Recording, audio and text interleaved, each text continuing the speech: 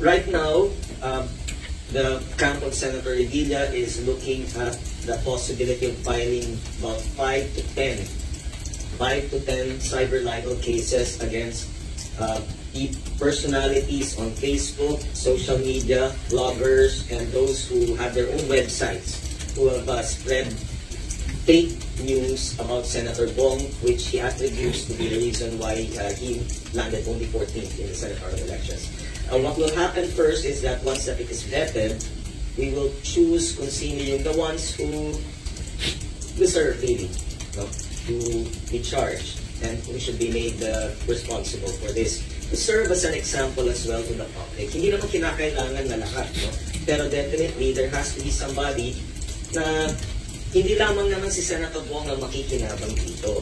Kung hindi, pati na rin kahit na all the way up to the local elections yan sigurado, pag nalaman ng mga tao na hindi ka pwedeng magsalita ng fake o gumawa ng mga imagine ng mga salita o mga imagine ng mga akusasyon, magdadalawang isip. And then hopefully, ay magiging mas maayos yung ating pagkampanya at yung mga tao ay makakaboto rin ng mas maayos. Si Ramon Bong Revilla po ay nagpahayag kasama ng kanyang abogado si Raymond Fortun, nakakasuhan, no? Ito pong mga individual o mga grupo na nagpakalat po ng fake news. Ito po particular yung sinasabi po niya na yung may utang siya, kung nabayaran na ba yung utang. O yung kasi yung report nga po nung siya ay convicted pa. Na-convict po yan eh. Tapos pinagbabayad po siya ng pinasosole, di ba? So pinaliwanag po ni Raymond Fortun, yung kanyang abogado, na acquitted po si Ramon Revilla, no? Kaya kung acquitted siya, hindi na po pala magbabayad. Kasi, di ba, convicted muna eh. Tapos inapila, na-acquit. Yung po pala. Alam niyo po, katulad po ng marami, no? Hindi po ako nangangatura kasi hindi ko po binanatan niya si Ramon Bong Revilla eh. Ang pagkakatanda kong banat ko diyan yung paggamit ng budots, no? So hindi po yung dahil po sa siniraan ko siya doon. Hindi ko rin kasi alam yung detalye niyan nung conviction niya. Hindi pa kasi ako vlogger nung mga panahon na yan. So hindi po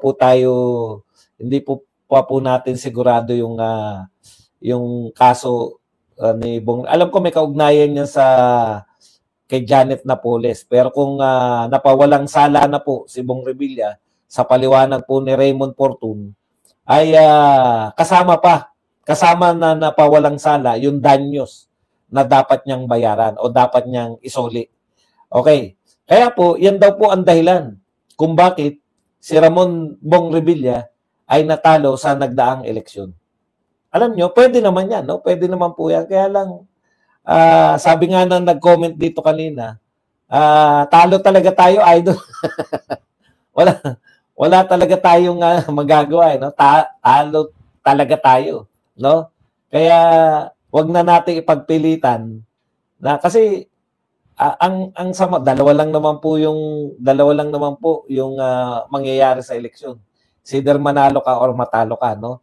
Ngayon, kung magiging masama po yung inyong pagbabalik, kung kayo po ay babalik pa bilang, o tatakbo pa bilang senador, ang sama po ng imahe na nung natalo kayo, kasi nung nanalo kayo, ang dami nangangantyaw sa inyo na nanalo na, kasama na ako ron, na kayo ay nanalo dahil lang sa pagbubudots. Game na game naman kayo nung nanalo kayo, no? Kahit na sinasabihan kayo, nanalo lang kayo dahil nagbudots kayo. Bakit ngayon? Parang tirang pikon na, no? Hindi natin alam. Parang lumalabas tuloy, Senator Bong Revilla, na kayo po ay sore loser, no?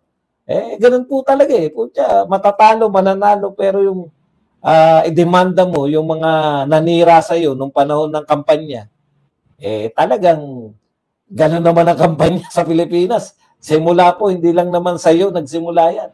Lahat po ng kandidatong tumatakbo, nakaranas, one way or another, na sila po ay nasiraan.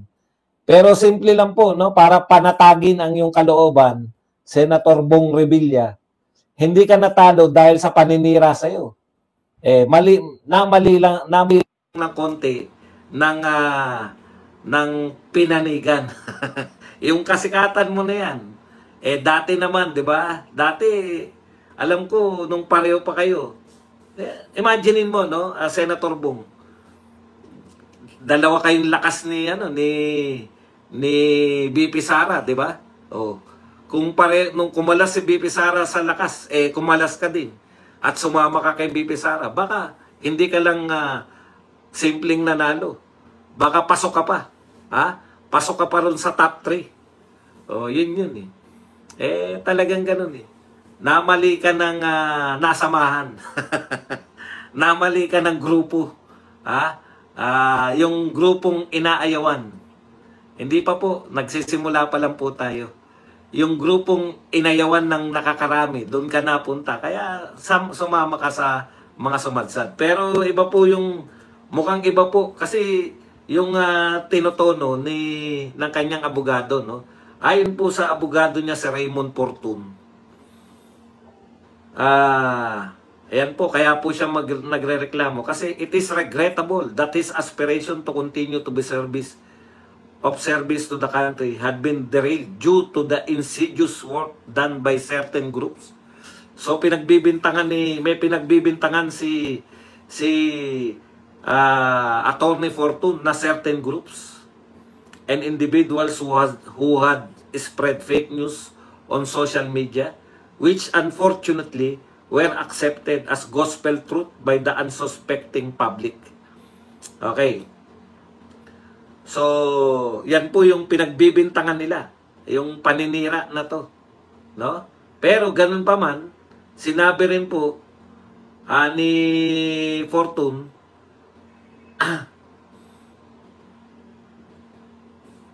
ito po sinabi ni Fortun, lumalabas na kung mayroon mang grupo ngayon na sasabihin ko na walang kinalaman po yung kampo ng mga Duterte. Dediretsahin ko na po.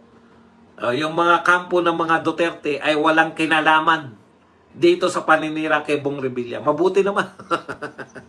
Mabuti naman. Sobra-sobra naman. Kasi lagi na lang pag may pagbibintangan, no? Lagi na lang pag may sisisihin. Laging kampo ni Duterte. Maraming salamat pa rin sa kampo ni Bong Revilla. Diretsa nilang sinasabi na hindi daw mula sa kampo ni Pangulong Duterte. Parang alam na natin kung ano yung sino. Sino yung pinatutungkulan niya. Alam nga naman yung kampo nila. Malamang hindi rin. Alam na natin yan. Yung kampo, alam, parang, hindi ko naman sasabihin na pink at dilaw ang kampo na yan. Malamang. May mga ebidensya daw sila na yung kampo na yun ang nagpalaganap, no? Hindi kampo ng mga administrasyon, hindi kampo ng Duterte. Ano pa ba ibang kampo? Yung kakamping at mga dilawan. Pero ganun pa man, kahit kalaban namin yung sinisisi mo, Bong Revilla, ang pangit po, no? Ang pangit po na tuwing nung nananalo ka, kahit na anong bato sa'yo, hindi, kakampi niya si Tamba Kakampi niya Tignan natin para magkaroon kayo na hint. Ituloy natin yung basa sa abogado ni Fortun, ni Bong Revilla. Usually, akala natin yung laban ng grupo ng mga Marcos at yung grupo ng mga Duterte. Hindi po. Hindi daw Marcos at Duterte. Hindi po. Lumalabas po na it appears to be somebody else move. Ayun. Pero hindi niya po pinangalanan. Hindi Marcos, hindi Duterte. Lumalabas somebody. So alam niyo na yan. May kinalaman ba yan sa siniraan si Budots? May kinalaman ba yan para kaya sila nakapasok?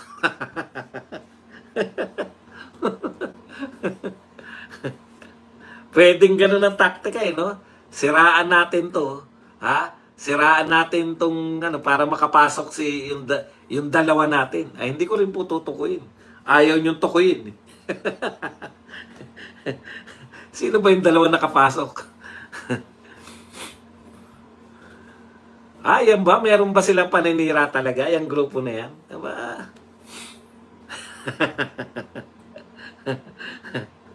Obvious naman yung tinutukoy. Pero ganun pa man, kahit po kalaban pa natin yung tinutukoy ng kampo ni Ramon Revilla, napakasama pong pakinggan. Pag natalo ka, magdedemanda. Pag nanalo ka, tuwan-tuwa, kahit sabihin kang Mr. Budots. Di ba? Ang pangit. Hindi po ako sang-ayon. Kasi once na pumasok ka sa politika, asahan mo sisiraan ka eh. Kami nga, hindi pa politika eh. Pagbablog pa lang po siya, sangkatutak na paninira na natamo ko rito. Ang pinakamasakit kong paninira, no? Ito, magtapatan tayo dito, talaga ako nasaktan eh. Ang dami po nagsasabi, lalo na po yung mga kalaban nating mga vlogger, no? Ang sabi nila, hindi ka naman talaga matalino ba dong? Nagmumukha ka lang matalino dahil guwapo ka. Nagmumukha ka lang matalino dahil magandang lalaki ka. Ang sakit po, no? Napakasakit. Talagang hindi mo... yan lang po ang mapapayo natin kay Mr. Budots. Move on, no? Lick your wounds and fight another day. Ganun lang po talaga. Di kasi sanay matalo eh. Yun yung problema ng mga taong hindi pa natatalo. Kung hindi ako nagkakamali, first time po yan na maranasan ni Mr. Budots. Kasi dapat ebat ada ng ebat ada. Ewan natin kung sino kakasuhan niya. Hintayin na lang po natin.